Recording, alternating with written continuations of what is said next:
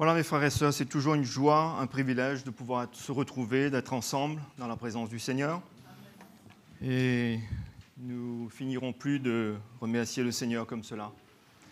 Ce matin, c'est encore une occasion de pouvoir voir dans sa parole tout ce que le Seigneur nous dit et de considérer ce qu'il nous dit. C'est la parole de Dieu qui est importante. Amen. Cette parole qui a créé le ciel et la terre, comme la Bible nous dit. Avec sa parole, le Seigneur, que la lumière soit, la lumière fut. Et c'est comme cela que Dieu a créé toutes choses, avec sa parole. Et cette même parole qui nous est adressée, comment c'est important de pouvoir la considérer. La parole de Dieu, comme beaucoup de serviteurs disent, ça ne va pas juste dans nos oreilles, mais ça doit descendre dans notre cœur. Amen. Ça ne doit pas rester dans notre tête, mais ça doit descendre dans notre cœur. Dieu parle de son cœur, et il veut un cœur à cœur avec nous. Amen. Il ne demande pas de raisonner, il ne demande pas de comprendre. Enfin, comprenez-moi aussi, mais on ne pourra pas tout comprendre. Comment la terre tient dans le vide, qu'est-ce qu'il y a après, l'espace, je ne sais pas, vous savez, ce genre de questions.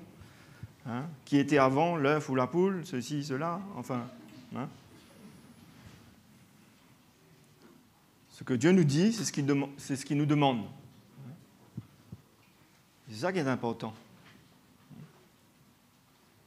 Savoir qu'il nous parle, c'est comme si que nous-mêmes à la maison, notre famille, notre femme, notre mari, nos enfants, nous parlent et nous disent des choses de la maison, de la famille, et on ne considère pas, et on ne trouve pas ça important, et on est préoccupé par beaucoup de choses.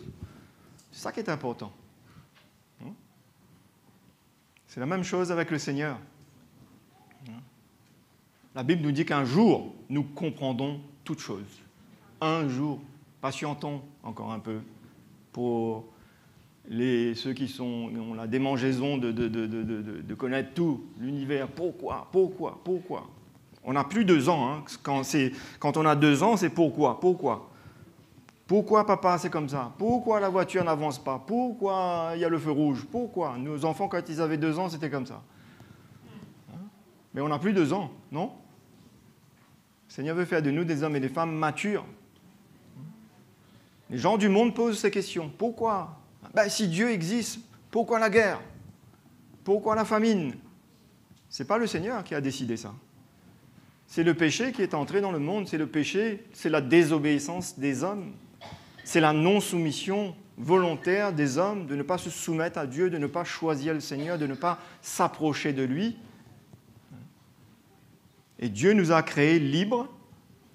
Il ne force personne. Il parle et il espère et il attend que nous puissions obéir. D'accord ? Il peut faire de nous des robots. Il aurait pu faire de nous des robots. D'accord ? Vous connaissez c'est quoi un robot ? Le robot, il ne décide pas, il est programmé. Donc, il fait cela, c'est comme ça. Nous sommes des créatures que Dieu respecte, qu'il aime. Il nous a créés libres. C'est pas merveilleux, ça, mes frères et sœurs? Les hommes, ils ne feront jamais ça. Ceux qui créent des robots, là, leur frayeur, vous savez, c'est quoi? C'est qu'ils perdent le contrôle. Non, c'est pas ça? Les hommes, c'est que s'ils créent un robot et qu'ils perdent le contrôle, alors là, vous savez, Hollywood nous montre suffisamment ces choses. Et puis après, ça devient, je ne sais pas trop quoi, un destructeur. Mais Dieu nous a créés libres. Il n'a pas eu peur. Et pourtant, l'homme a désobéi. Et nous continuons à marcher dans la désobéissance en partie à cause du péché qui est en nous. Mais Jésus a vaincu le péché sur la croix. Jésus est venu. Il a tout accompli sur la croix. C'est pour ça qu'en Christ, dans ses paroles, quand nous obéissons à ses paroles, nous pouvons marcher dans l'obéissance. Nous pouvons accomplir la volonté de Dieu. Nous pouvons faire ce que Dieu nous demande, qui est important pour Dieu, pour nous. Et ce matin, on va continuer à voir sa parole, justement, dans l'évangile de Marc, C'est Jésus même qui parle. Marc, le chapitre 4 et le verset 21.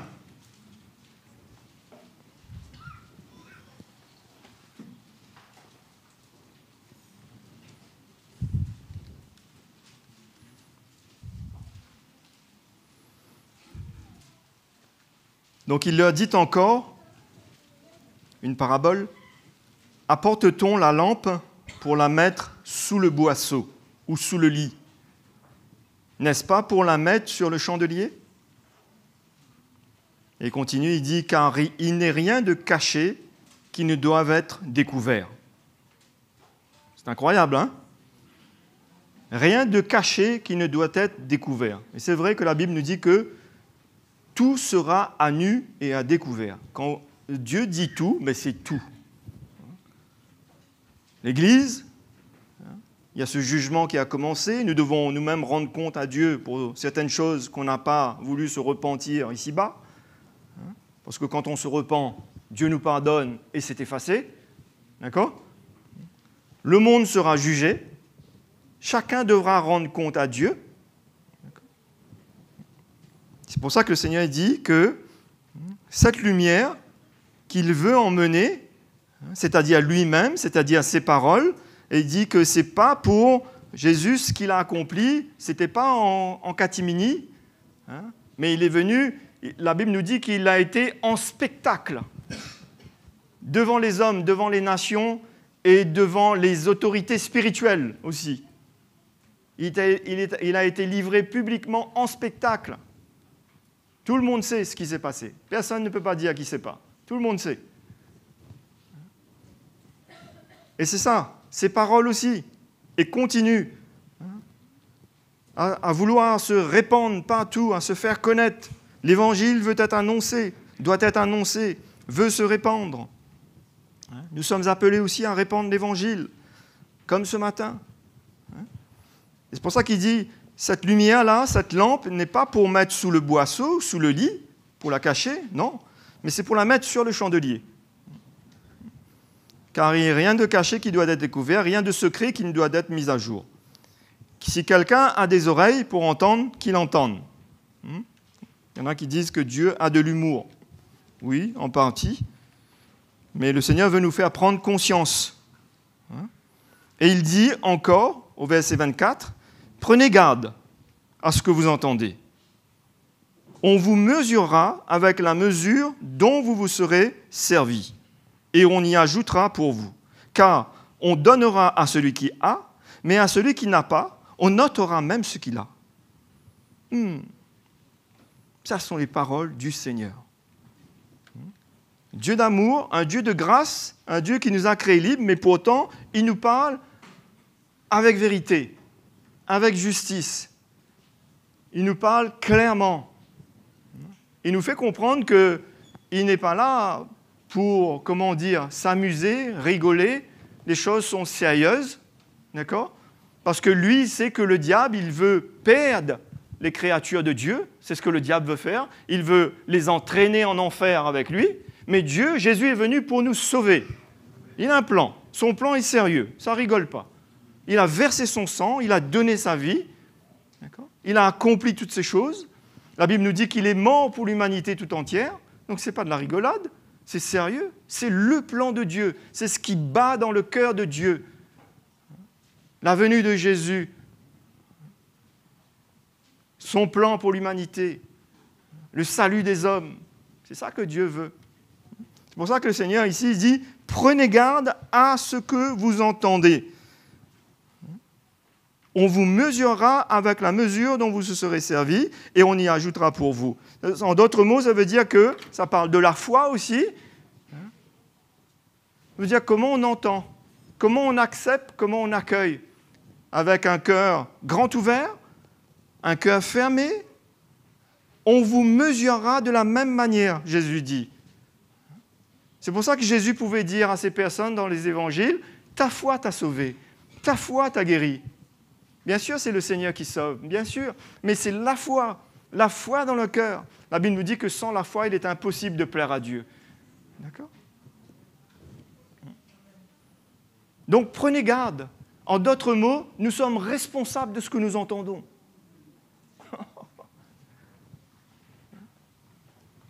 C'est pour ça que Jésus a même dit aux Juifs et aux pharisiens qui étaient là, il leur a dit que Sodome et Gomorrhe sera jugé moins rigoureusement que vous. Parce qu'eux, ils n'avaient pas entendu d'une certaine manière. Ils étaient dans la débauche, dans toutes sortes d'immoralités terribles. Et il dit aux pharisiens et aux Juifs, Sodome et Gomorrhe sera moins rigoureusement jugé que vous. En d'autres mots, on pourrait dire, à partir du moment où on a entendu, on a connu, on devient responsable de ça. Vous savez, dans le monde même, il n'est pas dit que nul n'est censé ignorer la loi. C'est pas comme ça dans le monde. Moi, un jour, un policier m'a arrêté et m'a dit, monsieur, vous devez savoir ça. Souvent, on veut se justifier et dire, je ne savais pas. Ah bon, vous ne savez pas? Nul n'est censé ignorer la loi, vous devez savoir. Point à la ligne. Et prenez garde à ce que vous entendez. Comme le Seigneur nous a parlé jusqu'à maintenant, beaucoup d'entre nous, nous entendons la parole de Dieu. Il nous parle de la sanctification. Sans la sanctification, nul ne verra le Seigneur. D'accord ? Il vient chercher une église sans tache, sans ride. Il veut continuer à son sacrifice qui est toujours d'actualité pour nous, qui est toujours là où nous pouvons venir à la croix de Jésus, dans l'esprit, vers Jésus, lui demander, Seigneur, sanctifie-moi, lave-moi, pardonne-moi, je reconnais mon péché, je reconnais que je suis loin de toi, je reconnais que ces œuvres qui sont en moi, ce que je fais, ce qui est là dans ma vie, ne t'honore pas, ne te glorifie pas, change-moi, aide-moi, Jésus. Parce que quand nous entendons sa parole, il y a une conviction de péché qui vient en nous. C'est valable pour tous les hommes. C'est pour ça qu'arrivé devant Dieu, un jour, personne, ni le monde, ni personne ne pourra dire « je ne savais pas ». La Bible nous dit que le Saint-Esprit convainc le monde de justice, de jugement. Le Saint-Esprit peut visiter le cœur des hommes. Il peut visiter le cœur d'un homme, le convaincre, lui dire que Dieu existe, que Jésus est mort sur la croix, qu'il y a un Dieu qui est là, qui t'attend, qui t'appelle. Donc Jésus dit, prenez garde. Pour moi, c'est clair que nous sommes responsables de ce qu'on entend. Qu'est-ce qu'on en fait après ? C'est à nous de voir. Mais nous sommes responsables. Dieu nous parle et on voudrait que le Seigneur fasse ce qu'on lui demande. On dit à Dieu, Seigneur, guéris-moi, Seigneur, fais ci, Seigneur, fais ça, et on veut qu'il fasse ça tout de suite. On est un petit peu exigeant. Mais par contre, le Seigneur nous dit que le culte commence à 10h, mais nous, on se permet d'arriver à 10h30. Pour nous, ça commence à 10h30. C'est comme quelqu'un, il disait un jour dans la rue à quelqu'un, le culte là-bas commence à 10h30. Et on lui a dit, non, c'est 10h. Pourquoi 10h30 ? Jésus nous attend à 10h ici. Non ? Alors, je ne suis pas en train de mettre une loi et nous dire qu'il faut être légaliste. D'accord ? On peut avoir des imprévus, toutes ces choses-là, ça, c'est très bien. Mais c'est une attitude de cœur dont je parle ce matin. Le Seigneur veut qu'on obéisse à sa voix. C'est pour ça qu'il nous dit, prenez garde à ce que vous entendez. Il nous parle. On est libre. La liberté de pouvoir dire, je remets à demain, moi je suis OK, moi ça va, moi je n'ai pas besoin. On est responsable, on a entendu. Mais par contre, nous, on peut aussi se dire, Seigneur, Jésus, c'est comme si que le Seigneur est en retard. Jésus n'est jamais en retard, jamais. Jamais, non ? La Bible nous dit qu'il résiste aux orgueilleux, il fait grâce aux humbles, d'accord ? Il est patient afin que tous les hommes arrivent à la repentance, mais il n'est jamais en retard. Et Jésus même pouvait dire dans les évangiles, il dit « Pourquoi vous me dites Seigneur, Seigneur, et vous ne faites pas ce que je vous demande ?»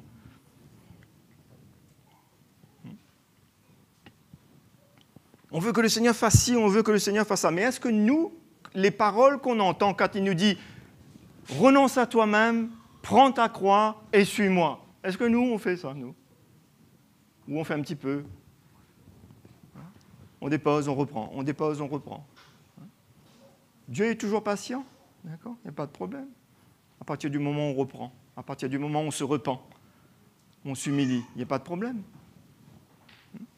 Mais quelquefois, il faut qu'on reconnaisse que nous pouvons être exigeants et on voudrait qu'il nous fasse ceci, qu'il nous fasse cela.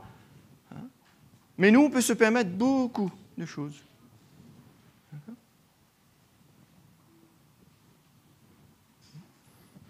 Et on vous mesurera de la mesure dont tu te serviras.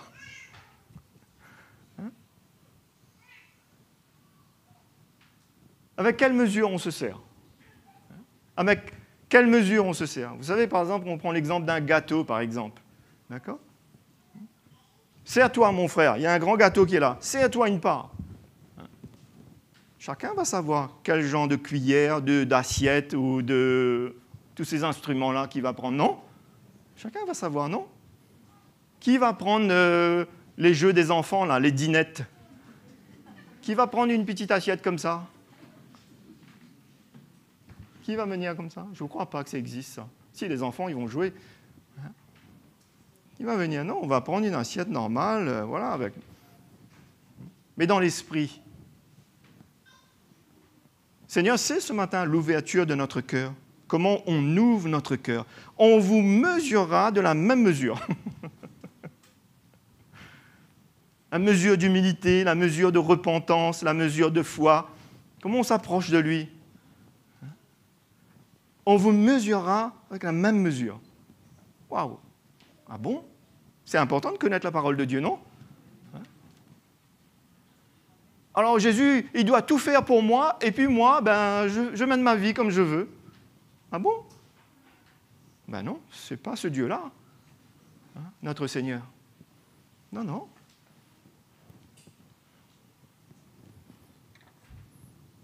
On est responsable de ce qu'on entend, mes frères et sœurs. Et si vous lisez avec moi dans l'évangile de Luc, vous allez revoir ce que Luc lui-même dit dans cette même parabole, le chapitre 8. Et le verset 16, c'est la même parabole, mais Luc parle différemment. Personne, après avoir allumé une lampe, c'est Jésus qui parle bien sûr, ne la couvre d'un vase ou ne la met sous un lit, mais il la met sur un chandelier, afin que ceux qui entrent voient la lumière. Ça parle vraiment que le Seigneur, il nous a dit, il dit dans l'évangile de Jean, il dit aux disciples, je ne vous ai rien caché, je vous ai tout annoncé. Même l'apôtre Paul, il pouvait dire à l'Église, je vous ai annoncé tout le conseil de Dieu. À plus forte raison, nous qui entendons l'évangile, le message de la croix, la sainte doctrine, le seul message, le vrai message, nous qui entendons ce message, nous sommes responsables de ce message, de l'impact que ça doit avoir dans notre vie, de ce que Dieu veut faire en nous, chacun de nous, responsable de cela. Donc cette lumière, Jésus ne l'a pas cachée, il est venu. Il est venu, il a marché, la Bible nous dit, en plein jour. Ça parle de la lumière, ça parle de que tout le monde a entendu, tout le monde a vu. Au verset 17, « Car il n'est rien de caché qui ne doit être découvert, ni rien de secret qui ne doit être connu et mis à jour. » Et Luc dit ici, « Prenez donc garde à la manière aussi. » Donc on a vu tout à l'heure à ce qu'on entend, c'est-à-dire venant de Dieu, et à la manière dont vous écoutez. Car on donnera à celui qui a, mais à celui qui n'a pas, on notera même ce qu'il croit avoir. Waouh! C'est pas sérieux la parole de Dieu, mes frères et sœurs? Non? C'est pas la parole de Bruno, hein? C'est la parole de Dieu. C'est la parole de notre Dieu, notre Créateur. On croit, l'homme peut croire avoir beaucoup de choses. Hein? Les gens peuvent penser beaucoup de choses. Mais qu'est-ce qui est vrai? Ce qui est vrai, c'est ce que Dieu nous demande. D'accord? C'est de reconnaître Jésus comme Seigneur et Sauveur, de faire alliance avec lui, de reconnaître son sacrifice, de l'accepter, de lui demander pardon pour ses péchés, de l'accepter comme Seigneur et Sauveur, et d'obtenir le salut, c'est ce que Dieu nous demande. D'accord? Et de marcher en nouveauté de vie. D'accord? De laisser le Seigneur prendre notre vie et qu'il nous aide à marcher en nouveauté de vie, dans la sanctification. C'est ça que Dieu veut. Ce n'est pas une religion que Dieu veut, non? En d'autres mots, c'est-à-dire une croyance. Non, c'est une relation de cœur à cœur avec le Seigneur. C'est ça que Dieu veut. Une relation de cœur à cœur, tous les jours. Tous les jours. Demain, c'est lundi, je vais travailler.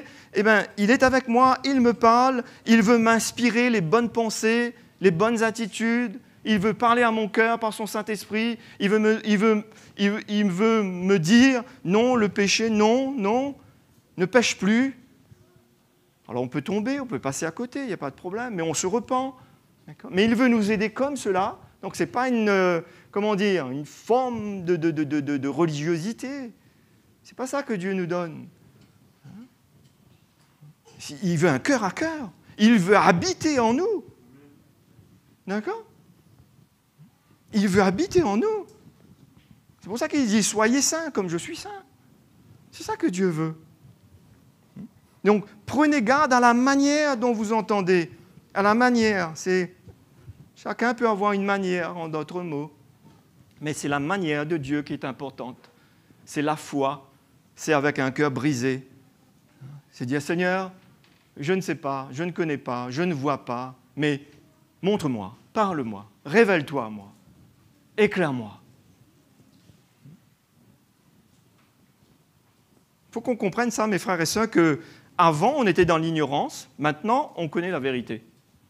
Et on est responsable.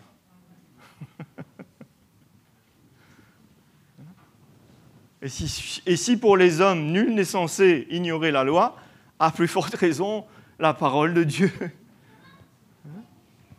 Parce que la loi des hommes, c'est ici-bas. Mais la vie éternelle, quand on arrive devant le tribunal de Dieu, ça c'est sérieux, ça, hein? Non?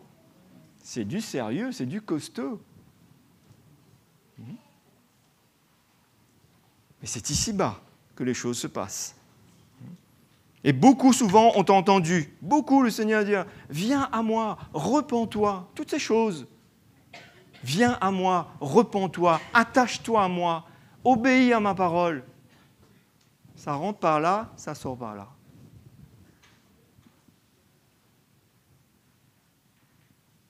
On résiste. On ne veut pas que ça descende dans le cœur. Mais on devrait vraiment laisser la parole descendre dans notre cœur et gagner notre cœur afin que le Seigneur puisse nous aider. C'est dur, c'est difficile, mais c'est pour tout le monde. Mais le Seigneur est là pour nous aider. C'est pas facile de se repentir, c'est pas facile de ceci, cela, mais Jésus est là pour nous aider. En tout cas, moi, je peux témoigner ce matin que quelle grâce que Jésus m'ait sauvé, qu'il m'ait choisi. Non? Pas pour vous? Ça vous fait quelque chose, vous? Non? Un petit peu, pas trop beaucoup ou beaucoup? Hein? Ou la vie sur cette terre, c'est formidable? La vie dans ce monde, c'est formidable? Oh là là! Hein? Non, mes frères et sœurs. La vie sans le Seigneur, oh là là, quelle tristesse, quelle misère. On était misérables. Enfin, je peux me permettre de dire ça, parce que pour moi, c'était le cas. Misérable sans le Seigneur. Et les disciples ont dit, Seigneur, à qui irions-nous? C'est toi qui as les paroles de la vie éternelle. Nous voulons nous attacher à toi. Nous voulons persévérer. Nous ne voulons pas te quitter. Nous ne voulons pas te lâcher. C'est toi qui as les paroles de la vie éternelle. Et Jésus a dit même un jour que mes paroles sont esprit et vie. Pas les paroles d'un homme. La parole de Dieu, même si moi je prononce les mêmes paroles, mais la parole de Dieu venant de Dieu, elle est créative. Elle crée quelque chose, elle fait un miracle. Elle fait un miracle. Quand Jésus a dit « Lève-toi et marche, sors Lazare », rien que ça, sors, il n'y a pas un tas d'histoires, hein. Sors. Le mort s'est levé. Il a ressuscité. Et on peut mépriser la parole de Dieu. Et on peut dire, ah oui, mais ouais, mais ça, c'est... ouais.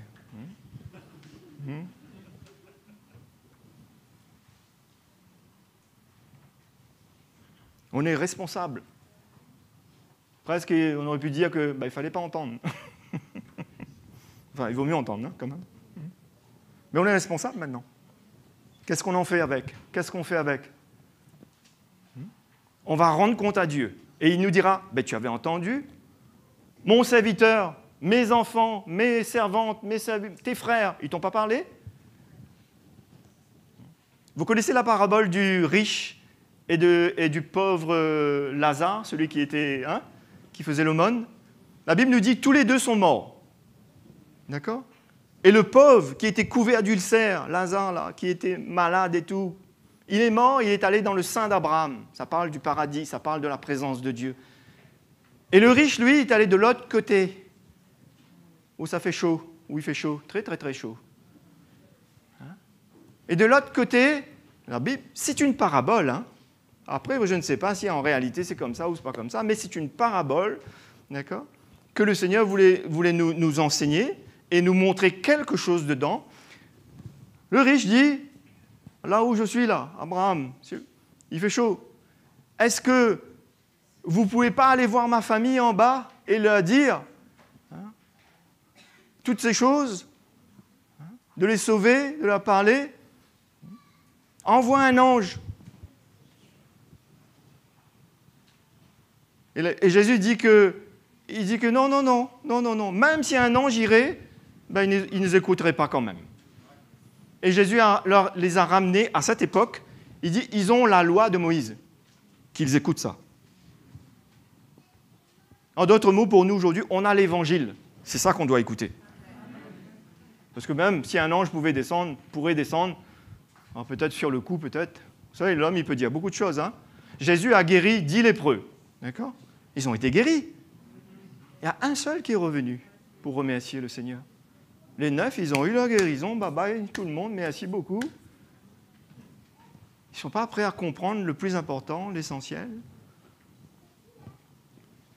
La guérison, c'est bien, c'est une chose, mais notre vie ici-bas, elle est très courte comparée à l'éternité qui nous attend. Ils ont méprisé la vie éternelle. Donc, prenez garde donc à la manière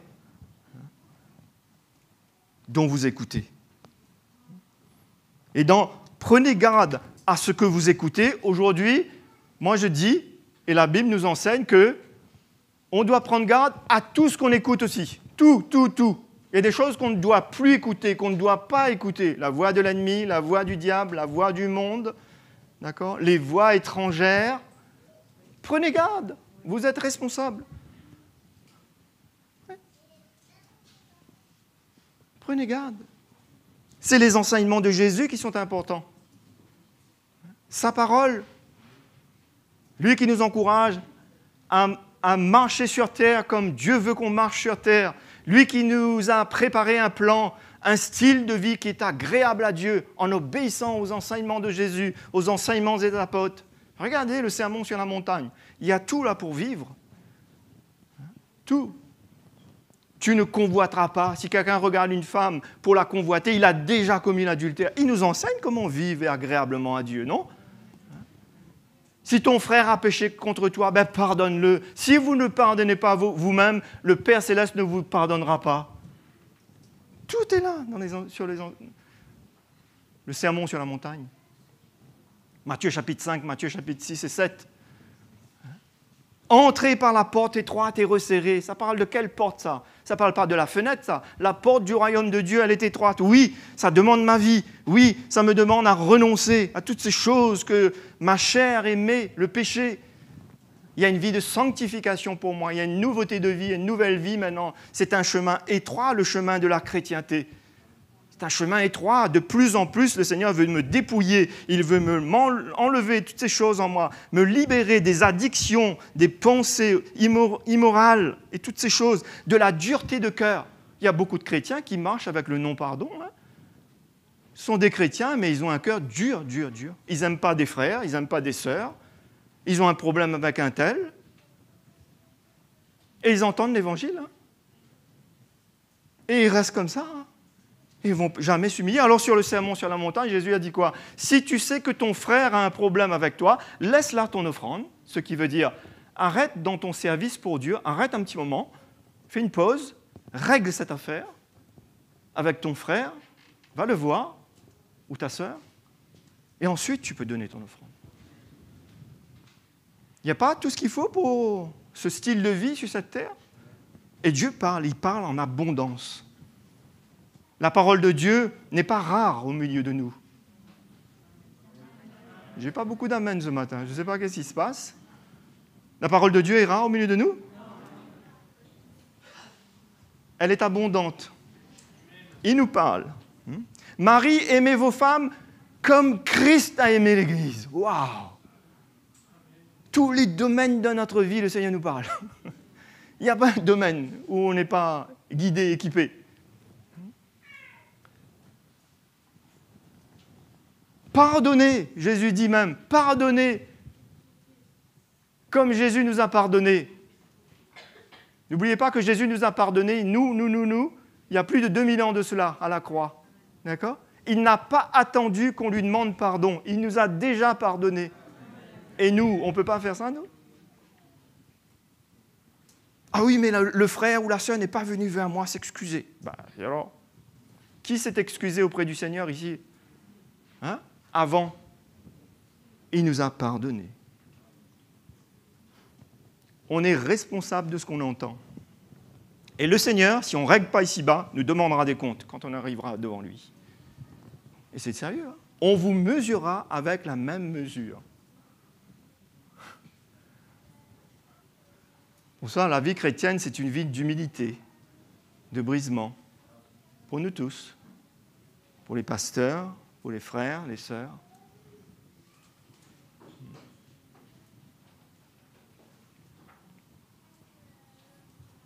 Ce travail qui doit se passer dans notre cœur.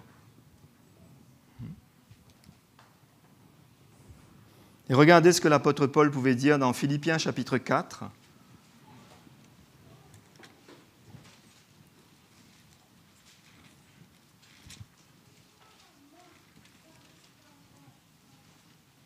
Philippiens chapitre 4, verset 9.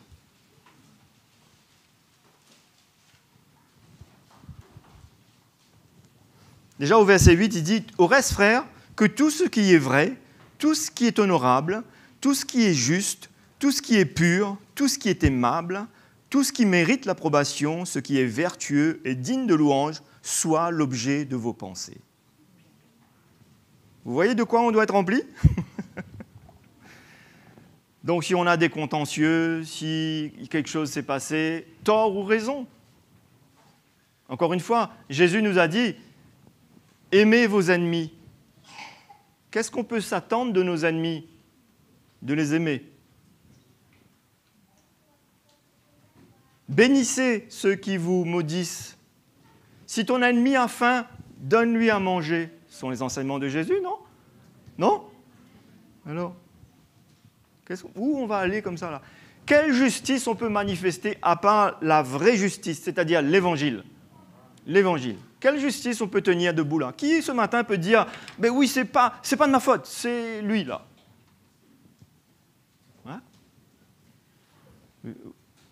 Et Jésus a dit encore une autre parabole, il dit « Pourquoi vois-tu la paille dans l'œil de ton frère? Ne sais-tu pas que toi, tu as une poutre ?» Il y a la paille, c'est une petite feuille, et la poutre. Toi, tu as une poutre. Moi, j'ai une poutre. Et tout le monde doit se dire, moi, j'ai une poutre. C'est pourquoi ça? Afin qu'on ne juge pas notre frère. D'accord? Voilà l'évangile. Ah, merci Seigneur pour l'évangile. C'est le code de vie pour nous vivre ici-bas sur cette terre. Ah, merci Seigneur. Autrement, on se serait mordus les uns les autres, déchirés, détruits, comme on était avant dans le monde. C'est pour ça la solution pour le monde, bon, bien sûr, ce n'est pas des choses techniques, pratiques que les hommes réclament ici-bas. C'est une certaine chose, mais le problème des hommes, c'est le péché. Ils ont besoin de rencontrer Jésus. Ils ont besoin de se repentir. Ils ont besoin d'accepter le Fils de Dieu, afin que sa parole soit en nous, que nous puissions vivre ici-bas. C'est comme ça. Jésus est la solution pour le monde. Nous sommes appelés à briller pour Jésus. Amen. De par notre témoignage. Et souvent, nous témoignons même avec des pasteurs, d'autres pasteurs nous disent, nous pouvons dire que ça fait 30 ans que nous travaillons ensemble, les serviteurs de Dieu. 30 ans, plus de 30 ans. Ça, c'est le miracle de Jésus, ça. Ce n'est pas le miracle de Bruno, c'est le miracle de Jésus. 30 ans que nous servons avec ses frères et sœurs, que nous travaillons. Oh, on peut écrire un livre, chacun. C'est vrai que quelquefois, on a voulu quitter, abandonner, partir, laisser tout, parce que l'autre n'est pas bon pour nous. Il ne change pas, ceci, cela. Jésus, il ne pouvait pas faire ça, lui. Nous, on était bons, nous. C'est parce qu'on était bons qu'il est mort pour nous? C'est parce qu'on est des pécheurs, non?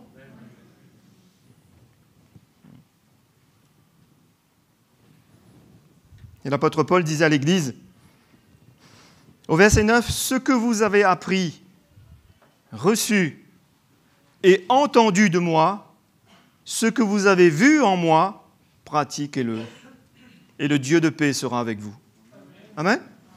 Entendu, appris, reçu, pratiquez-le. Et l'Église primitive, les chrétiens de l'Église primitive, ce n'était pas une Église parfaite. Hein. Il y avait des choses, hein, quand vous regardez l'épître de Paul aux Corinthiens, et tous les autres, surtout là où ils vivaient, partout. De toute façon, les hommes sont pareils partout dans le monde. Hein. Qui est meilleur que qui? Personne. La nature humaine, elle est pareille partout. Le péché. Pratiquez-le. Mettez en pratique. Vivez-le. Vous avez entendu? Mettez en pratique. D'accord? C'est Jésus aussi qui a dit ça, Matthieu chapitre 7, que si quelqu'un entend les paroles que je dis et les met en pratique, ce sera un homme prudent, sage, qui bâtit sa maison sur le roc. Ouais. Femme, soyez soumis à ton mari, aime ton mari, mari, aime ta femme. On vit cela. Hein? On n'est pas là pour... Dieu ne veut pas qu'on divise, qu'on casse, qu'on détruise ce que Dieu unit. Le péché veut ça, par contre. Le péché veut ça. Mais qui on veut obéir? On veut obéir au péché ou on veut obéir au Seigneur? C'est une belle classe, ça, ce matin. Tout le monde répond bien. Vous avez 10 sur 10. Mais l'école n'est pas finie après. Hein? Ça continue. Lundi, mardi, à la maison, tous les jours. Quand on est sur la route. Quand quelqu'un nous fait une queue de poisson sur la route. Quand celui-là, il nous klaxonne, qu'on va passer vite, ou ceci, ou cela. Tout ce qui veut se lever en nous, là. La colère, la bagarre, la haine, la dureté. Nous tous, nous sommes appelés à faire mourir parce qu'on se rappelle des paroles du Seigneur. Seigneur, aide-moi. Seigneur, accorde-moi ta grâce. Seigneur, change-moi. Transforme-moi. Vous êtes responsables. Nous sommes responsables de ce que nous entendons. Qu'est-ce que nous en faisons avec?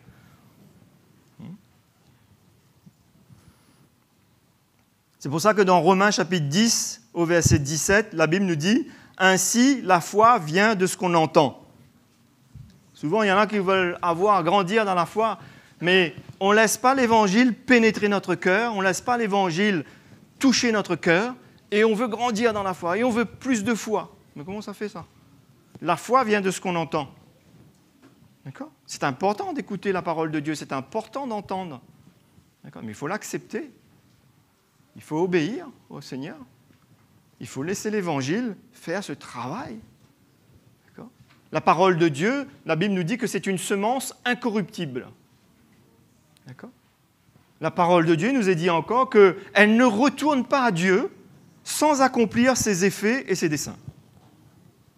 Cette même parole-là, cette semaine, le Seigneur va encore nous la rappeler ou nous rappeler encore d'autres paroles qu'il nous a dites.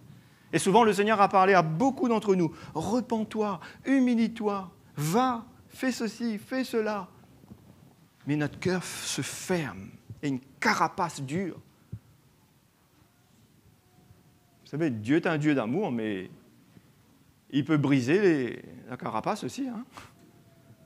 C'est par amour qu'il va le faire, pas pour nous nuire, pas pour nous détruire. Il résiste aux orgueilleux.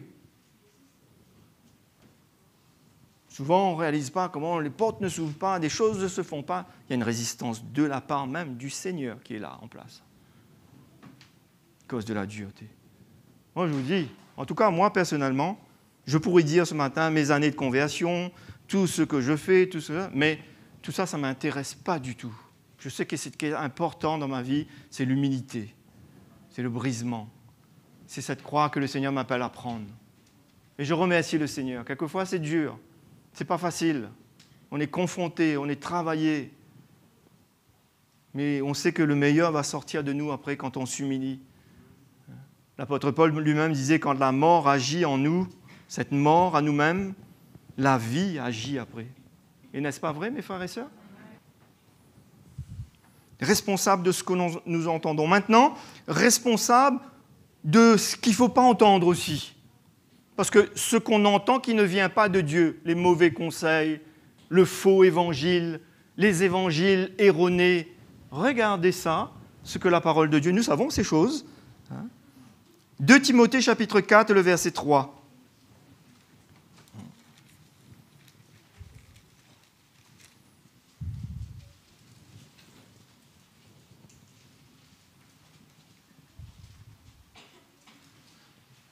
Au verset 1er même, au chapitre 4, il dit « Je t'en conjure, devant Dieu et devant Jésus-Christ, qui doit juger les vivants et les morts, et au nom de son avènement et de son royaume, prêche la parole. » Il dit à Timothée cela. « Insiste en toute occasion, favorable ou non, reprend, censure, exhorte avec douceur et en instruisant.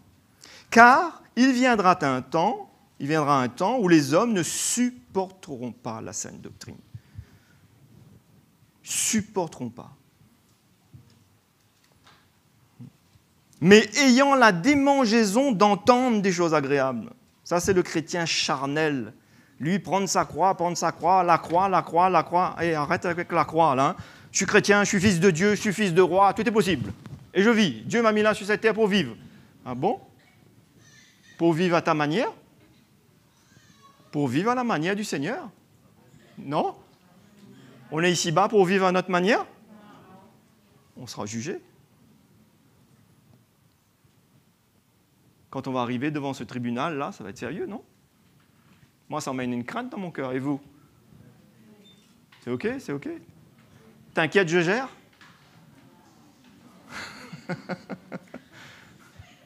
L'expression à la mode. T'inquiète, je gère. OK, alors? Ben, bon courage. Ayant la démangeaison d'entendre des choses agréables, ils se donneront une foule de docteurs selon leurs propres désirs, détourneront l'oreille de la vérité, la sainte doctrine, la vérité, et se tourneront vers des fables. La Bible nous dit que ce sont des fables et des faux évangiles. Des faux évangiles. On est responsable. Et aujourd'hui, avec tout ce que nous avons comme possibilité, là, Internet et toutes les connexions, qu'on peut... C'est pour ça que nous devons faire attention. Quelle source nous buvons? Quel évangile nous entendons? Parce qu'il y a un certain évangile, il y a plusieurs évangiles qui parcourent aujourd'hui, l'évangile de la prospérité, l'évangile où Dieu est amour, Dieu comprend tout, Dieu est tolérant. Ben oui, Dieu est tolérant, il comprend, mais il n'est pas d'accord avec tout.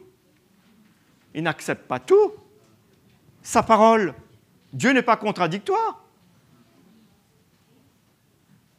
Dieu n'est pas contradictoire. Regardons sa parole.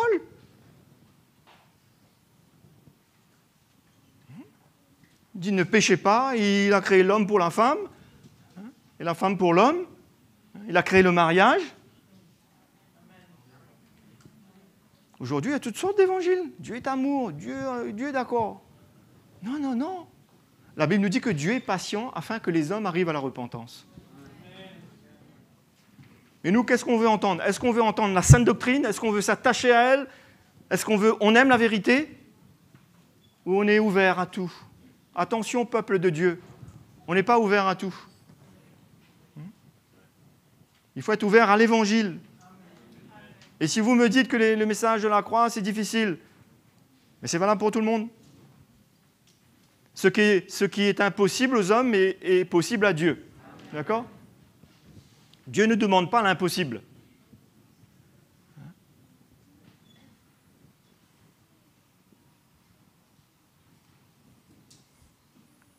Et partout, on peut voir ça dans les Écritures, même depuis l'Ancien Testament. Vous savez que depuis l'Ancien Testament, c'est pour ça que la Bible nous dit que Dieu est le même hier, Le Seigneur est le même hier, aujourd'hui, éternellement. Il n'a pas changé. Je vais vous montrer un exemple dans l'Ancien Testament. C'est juste pour nous montrer que, à plus forte raison, au jour d'aujourd'hui. Si vous lisez avec moi dans le livre du Deutéronome, chapitre 13,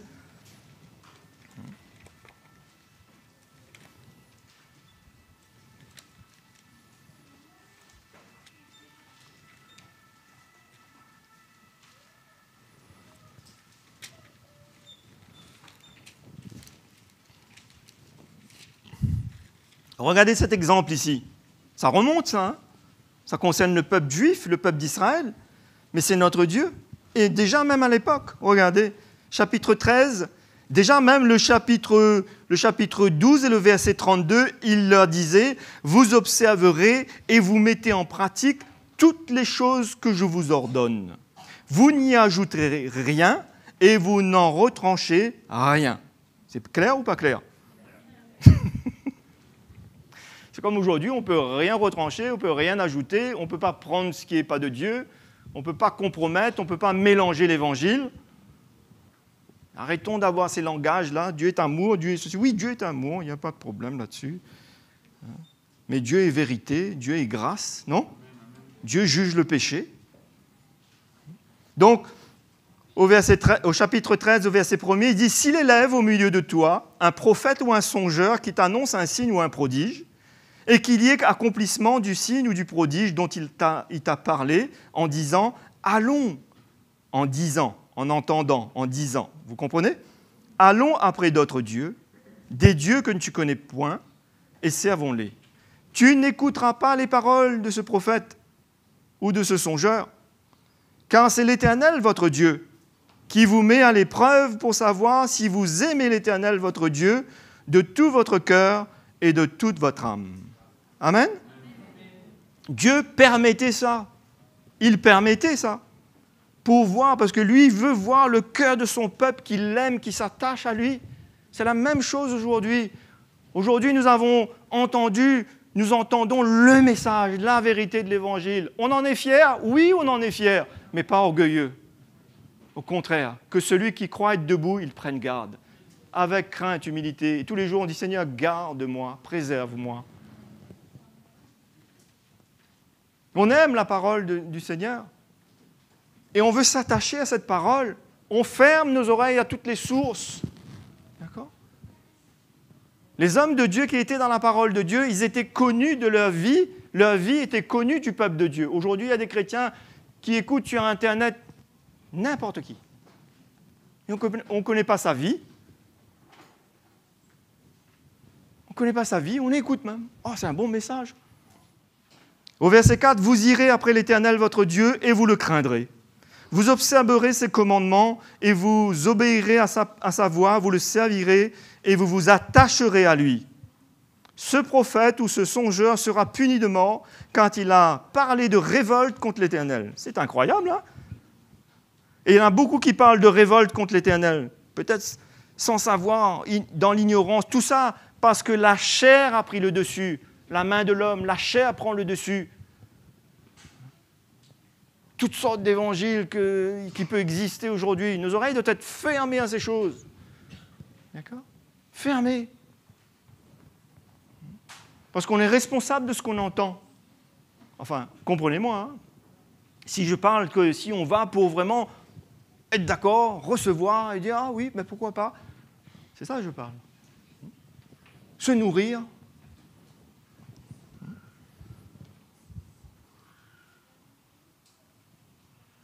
Qui vous a fait, donc, qui a parlé de révolte contre l'Éternel, votre Dieu, qui vous a fait sortir du pays d'Égypte et vous a délivré de la maison de la servitude.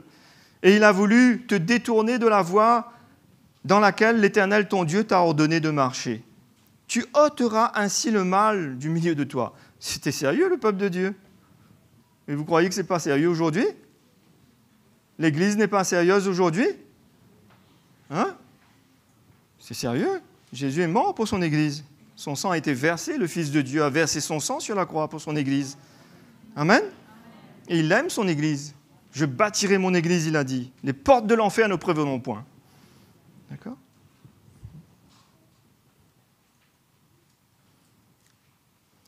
Et il continue, il dit, regardez toutes ces choses, c'est intéressant, c'est très instructif.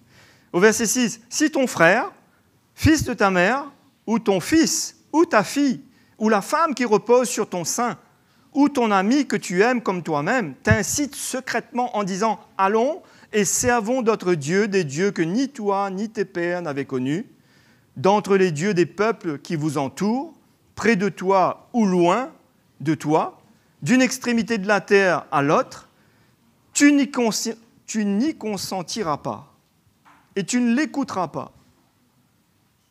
Tu ne jetteras pas sur lui un regard de pitié. » Tu ne l'épargneras pas et tu ne le couvriras pas. Tu ne jetteras pas sur lui un regard émotionnel. « Ah, mais c'est un pasteur. Oh, mais c'est un pasteur. »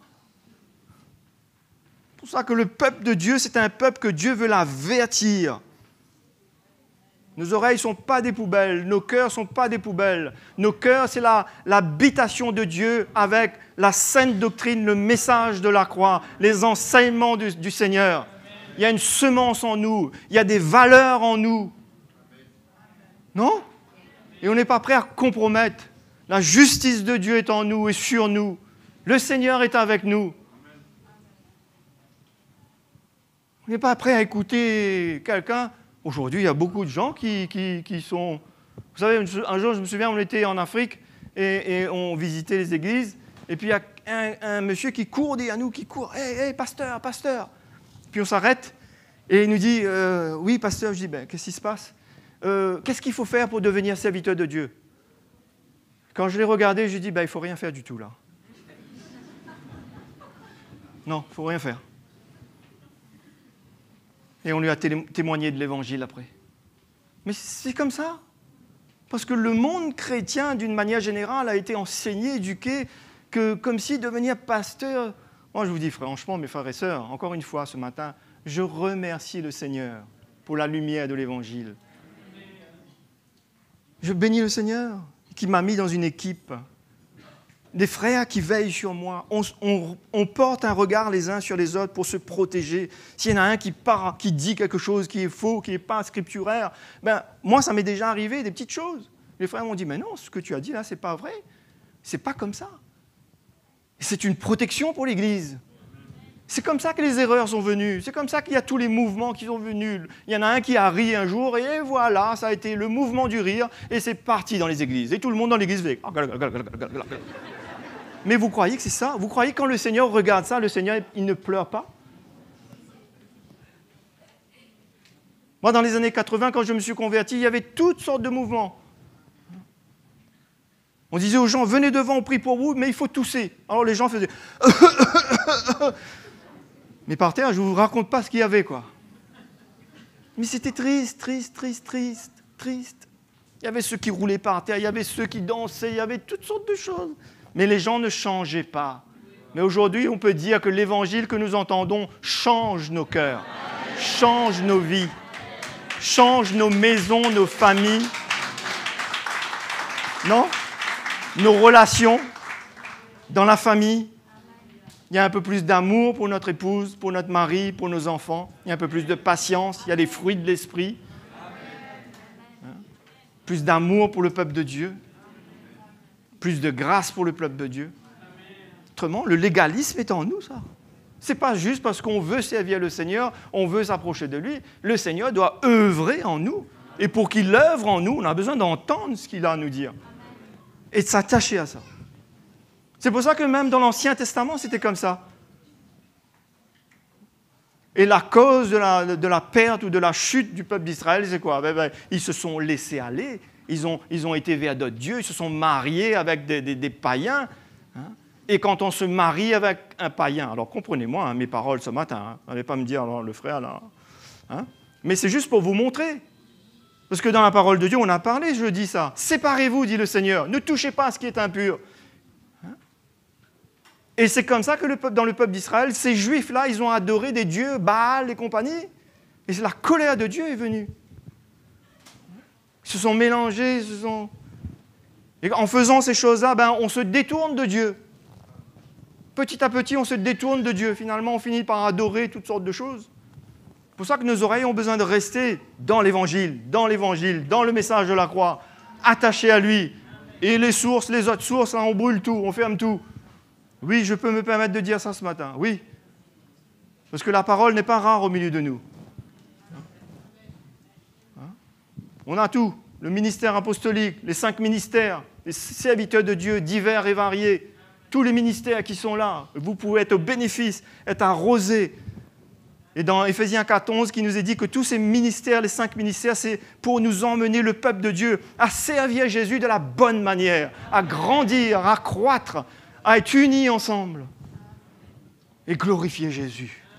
C'est pour ça, moi, je crois que Jésus est glorifié ce matin. Nous ne sommes pas arrivés, nous ne sommes pas parfaits, mais il est glorifié ce matin. Sa grâce est sur nos vies. Sa main est avec nous. Oui. Donc tu ne jetteras pas un petit regard de pitié émotionnel. Ah ben c'est mon frère, ah ben c'est ma fille. Mais il raconte n'importe quoi, il ne raconte pas la vérité. Il ne vit pas ça. Parce que ça aussi, il y a beaucoup qui disent, oui, Dieu, ceci. Sur Internet, il y a tout. Hein. Nous, on a suffisamment, ou pas suffisamment, je ne sais pas, mais on a beaucoup voyagé, visité, parti en mission. On a rencontré beaucoup de situations, beaucoup de choses. C'était l'occasion pour nous d'encourager les serviteurs de Dieu, les églises. Il y a beaucoup partout. Lui, il n'est pas marié, et puis il explique aux gens comment c'est le mariage. Mais comment on peut faire ça ?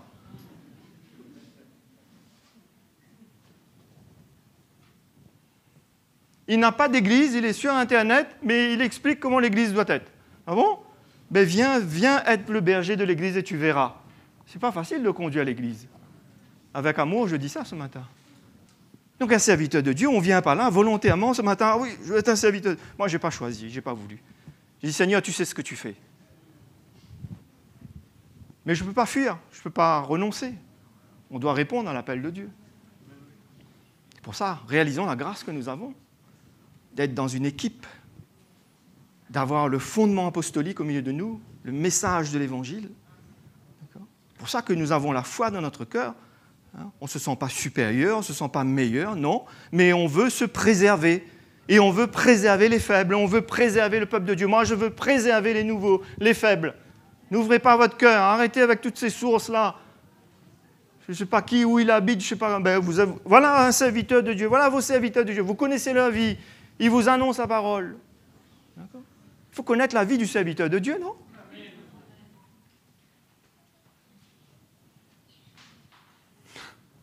Les choses étaient sérieuses dans l'Église primitive. Quand Paul parle à Timothée, il dit pour la nomination des diacres et des anciens, il faut qu'ils soient mariés d'une seule femme. Les choses étaient bien claires. Aujourd'hui, il y a toutes sortes de choses qui existent. Hein. Si vous n'êtes pas au courant, je peux vous dire, hein, des choses graves, honteuses. Mais Jésus est en train de restaurer son Église. Il va mettre de l'ordre dans son Église. C'est lui qui fait ça. C'est pour ça que nos oreilles, on ne doit pas être dans les émotions. C'est écrit là. Tu ne porteras pas sur lui. Hein, tu ne jetteras pas sur lui un petit regard de pitié. C'est pour ça, mes frères et sœurs, ce qui nous anime, ça doit être l'Esprit de Dieu. Et le dépôt de l'Évangile qui nous donne du discernement. C'est comme un jour, quelqu'un dit « vous n'êtes pas ouvert ». J'ai dit « Comment ça, je ne suis pas ouvert ?» Mais je ne suis pas ouvert à n'importe quoi. Je suis ouvert, mais pas à n'importe quoi. Ça veut dire « je ne suis pas ouvert ». Pas ouvert à n'importe quoi. Tu ne l'épargneras pas, à l'époque c'était comme ça, tu ne le couvriras pas, mais tu le feras mourir. Ta main se lèvera la première sur lui pour le mettre à mort, et la main de tout le peuple ensuite. Ah mon Dieu Seigneur. Non mais à l'époque c'était sérieux quand même. Merci Seigneur, il nous a délivrés de cela. Vous imaginez un peu ? Mais c'était sérieux. Parce que Dieu savait ce qu'il faisait. Parce que le moindrement, il y a un petit renard, il y a une petite semence. L'Église, c'est du sérieux. Hein ?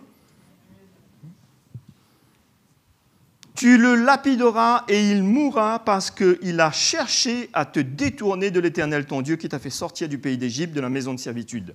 Il en sera ainsi afin que tout Israël entende et craigne. Vous entendez, peuple de Dieu, ce matin ? Et vous craignez ce matin ? Pas trop, par contre. Et que l'on ne commette plus un acte aussi criminel au milieu de toi. Regardez Matthieu chapitre 13.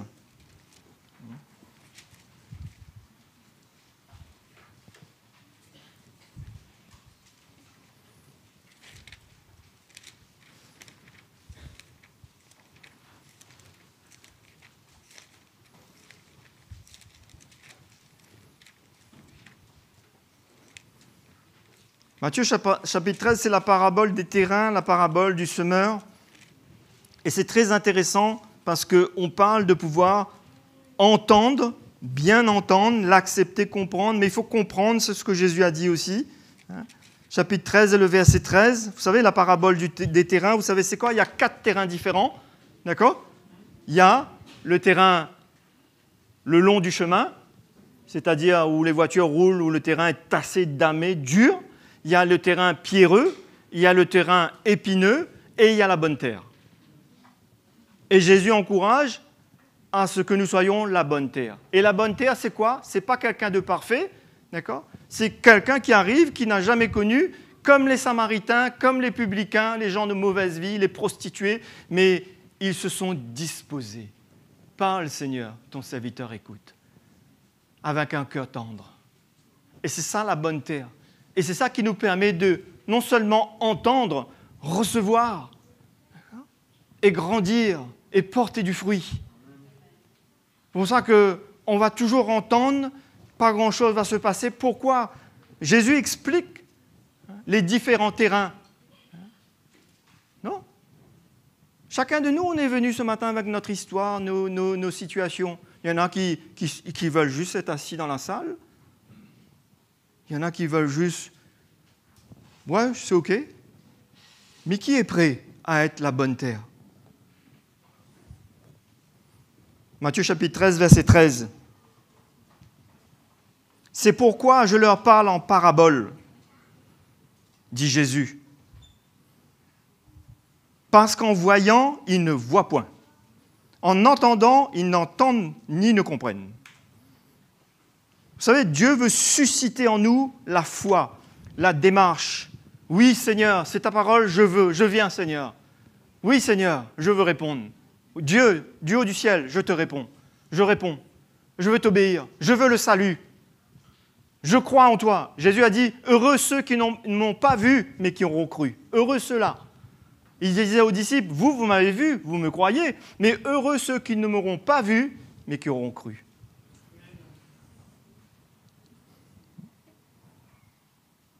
Et pour eux, verset 14, s'accomplit cette prophétie d'Ésaïe. Vous entendrez de vos oreilles et vous ne comprendrez point. Vous croyez que c'est ce que Dieu veut pour les hommes? C'est ce que Dieu veut pour les hommes? Non. Le Seigneur fait la constatation de l'état et des désirs des hommes qui ne veulent pas.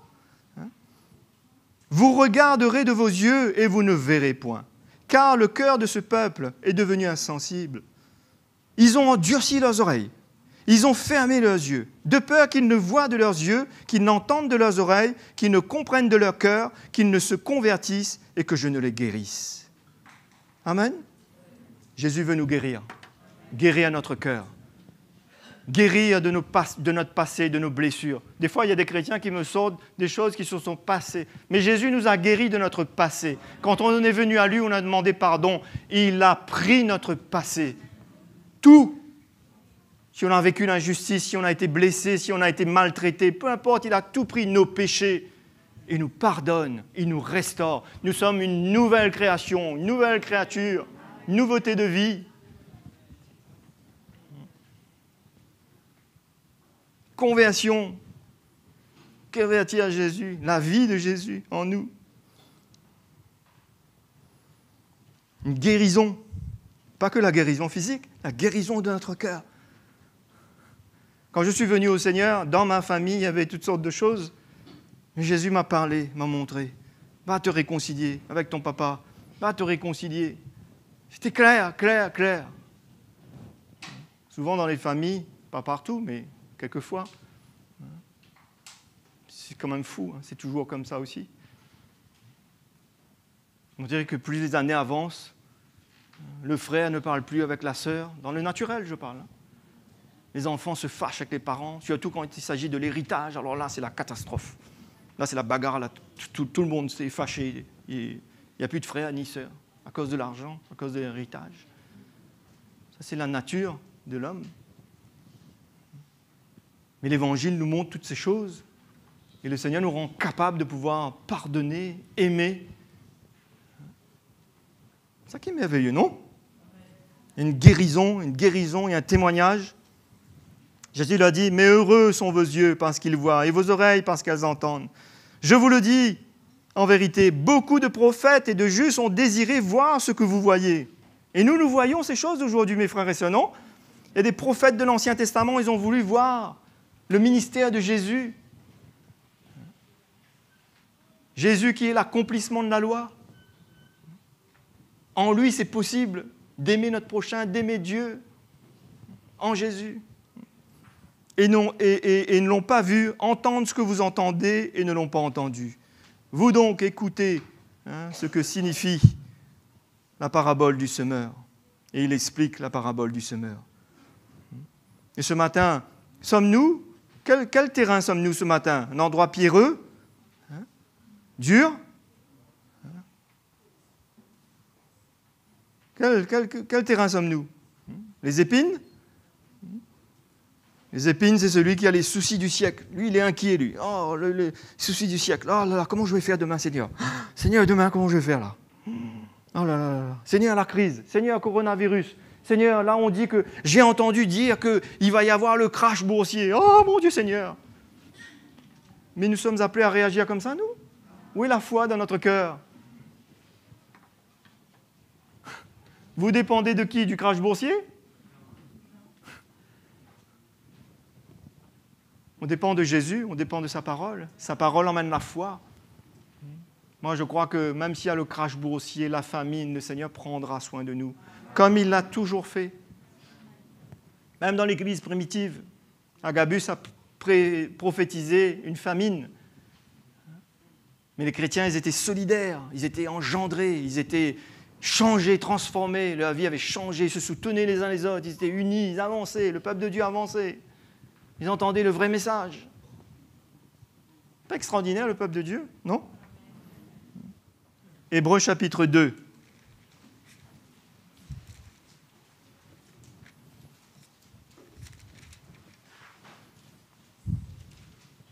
Verset 1er. Les Hébreux aussi, ils avaient vécu ces choses. Les Galates avaient vécu ces choses. Vous savez, les Galates, ils voulaient changer d'évangile. Ils voulaient revenir à la loi juive. Et Paul dit, non pas qu'il y ait un autre évangile, mais il y a des gens qui cherchent à vous détourner. L'apôtre Paul leur disait même à l'époque, même si un ange ou eux-mêmes, vous voyez, c'est comme si Paul demain avait rétrogradé et tout d'un coup il emmène un autre évangile. Paul disait de lui-même et de l'ange, il dit qu'il soit maudit, qu'il soit anathème. Parce qu'il n'y a pas d'autre évangile, il y a un évangile. C'est clair pour vous ça, mes frères et sœurs? Un évangile, le message de la croix, les enseignements de Jésus, la saine doctrine, qu'on doit aimer, qu'on doit s'attacher. C'est ça qui emmènera la vie en nous. C'est ça qui nous changera nos perspectives, notre manière, notre mentalité. Moi, l'évangile a changé ma mentalité. Je viens d'un endroit, d'une certaine culture, une certaine mentalité. Jésus a changé toutes ces choses. Il me donne la mentalité du royaume de Dieu. C'est pas merveilleux, ça? Nous ne sommes plus des gens d'ici-bas. Nous sommes concitoyens des cieux, gens de la maison de Dieu, non? Non? Et partout où nous allons dans le monde, mes frères et sœurs, nous avons la possibilité d'emmener la vie de Jésus. Les hommes se déchirent, se battent, se meurtrissent, s'entretuent. Nous venons avec l'Évangile. L'Évangile qui est la vraie justice. Hébreux chapitre 2, verset 1er, la parole de Dieu nous dit, et disait à les Hébreux à cette époque, c'est pourquoi nous devons d'autant plus nous attacher aux choses que nous avons entendues. Amen, mes frères et sœurs? Nous attacher. Vous savez c'est quoi, attacher? C'est attacher, non? Vous avez déjà attaché quelque chose? Mais regardez pareil avec l'Évangile. Attachons-nous, écoutons l'Évangile. De plus en plus, mettons en pratique, vivons l'Évangile et fermons toutes les sources extérieures. On n'est pas prêt à écouter quiconque sur Facebook ou sur FaceTime ou sur je ne sais pas quoi. On n'est pas prêt. Ah, c'est sectaire. Non, ce n'est pas sectaire. On va être sûr. On va être sûr, ben oui. Comme vous, notre vie est un livre ouvert devant vous. C'est ça qui me manque aujourd'hui. Et ça, c'est vraiment un travail. Jésus, sa vie était ouverte pour le peuple de Dieu. Non? Sa vie était ouverte. C'était un livre ouvert. Il a donné sa vie. Et il nous appelle, nous, serviteurs de Dieu, à être comme cela, à donner notre vie, d'être aussi ces bergers-là, comme lui, il a été le bon berger. C'est pour ça qu'au jour d'aujourd'hui, nous devons avoir la force, la capacité de pouvoir fermer toutes ces sources. D'autant plus qu'on sait que là, on a un restaurant qui a tous les mets extraordinaires. Non? Tous les mets extraordinaires. En tout cas, je vous encourage ce matin, je vous rappelle ce matin. Toute cette équipe de serviteurs de Dieu qui ont été saisis, touchés, qui ont dit « Non, c'est assez, on ne veut plus prêcher la prospérité, tous les messages d'erreur qui ne sont pas scripturaires, mais on veut venir ensemble, travailler ensemble et servir Jésus avec ses paroles. » Ses paroles. Il y a une équipe, une grande équipe. Et on peut se nourrir, et on peut vivre. Donc nous devons d'autant plus nous attacher avec ce qu'on a entendu, de peur que nous soyons emportés loin d'elle. Amen? De peur que nous soyons emportés loin d'elle. C'est pour ça, souvent, on ne réalise pas le danger et on croit que, je ne sais pas qui est là-bas, moi, je ne suis pas là pour aller disqualifier personne et mettre un doute sur personne. Mais je vous encourage. Dans l'Église primitive, c'était comme ça. Les hommes de Dieu, ils étaient connus. Ils étaient connus. Et Paul pouvait dire aux Corinthiens, « Suivez-moi comme je suis Christ. Soyez mes imitateurs comme je le suis de Christ. » Et les gens pouvaient vérifier qu'il était vraiment un véritable imitateur de Christ. Sa vie était donnée. Pour cela, mes frères et sœurs, nous sommes responsables. Responsables de ce que nous entendons dans les deux sens. Donc ce qu'on entend du Seigneur et de ce qu'on ne doit pas entendre aussi. Que Jésus nous appelle ce matin, ferme ces sources-là, ça ne t'encourage pas, ça ne te nourrit pas, ça ne t'édifie pas. Au contraire, ça te met dans le doute, ça te met dans le brouillard. Ouvre ton cœur à la sainte doctrine, ouvre ton cœur, attache-toi à mes paroles, vis cela. On veut prier le Seigneur ce matin. Amen.